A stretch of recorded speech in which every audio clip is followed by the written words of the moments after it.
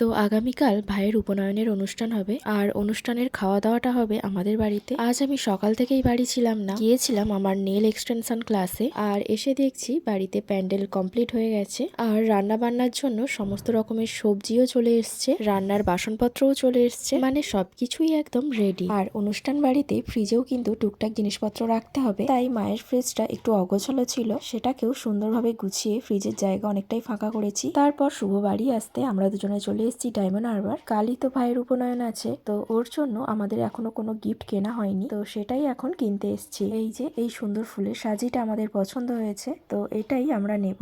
এই ভিডিওগুলো প্রায় এক সপ্তাহেরও বেশি হয়ে গেল ফোন গ্যালারিতে পড়ে পড়ে ধুলো জমছিল। এইগুলো আর সময় মতো আপনাদের সাথে শেয়ার করতে পারিনি, কারণ এই কয়েকদিন প্রচন্ড ব্যস্ততার মধ্যে দিয়ে কাটিয়েছি। ভিডিওগুলোকে সময় মতো এডিট করে আপনাদের সাথে শেয়ার করা হয়নি। তো যাই হোক, এখান থেকে ভাইয়ের গিফট কিনে নিয়ে আমরা চলে এসেছিলাম হাবিবস ফ্যামিলি স্যালনে। এখন প্রায় 8:30টারও বেশি হয়ে গেছে, দোকান প্রায় বন্ধ করবে আর সেই মুহূর্তেই আমি চলে এসেছি। তো এসে আমি অনেক কিছুই করিয়েছি, তাও অনেক কম সময়ে, মানে ওই যতটা তাড়াতাড়ি করা সম্ভব হয় আর কি। করিয়েছি আইব্রো, ডি-ট্যান আর একটা ফেসিয়াল। ফেসে আমার প্রচন্ড পরিমাণে ট্যান পড়ে গিয়েছিল, তাই ওটা তো করাতেই হতো। আর ফেসিয়ালও আমি প্রায় 4 বছর পর করলাম। আর স্কিনের যত্ন না নিতে নিতে স্কিনের অবস্থা তো মোটামুটি খারাপের দিকে এগিয়েই গেছে। আর ওখান থেকে বেরোনোর পর শুভ তো বলছে আমি নাকি অনেক ফর্সা হয়ে গেছি। যাই হোক, ওখান থেকে চলে এসেছি আমরা মিও আমরে। ওখানে কিছু খাওয়া দাওয়া করে চলে এসেছিলাম বাড়িতে। রাতে ডিনার কমপ্লিট করে বসে পড়েছিলাম এই আখ ঠাকুরটা বানাতে। কালকে ভাইয়ের উপনয়নে এটা লাগবে, আর এটা শেষ করতে করতে বেজে গিয়েছিল প্রায় রাত 12:30টার মতো। তারপর মিও আমরে থেকে আনা দুটো পেস্ট্রি দুজনে খেয়ে তারপরেই ঘুমিয়েছিলাম। আজ এতটুকুই, দেখা হচ্ছে ভাইয়ের উপনয়নের ভিডিওতে।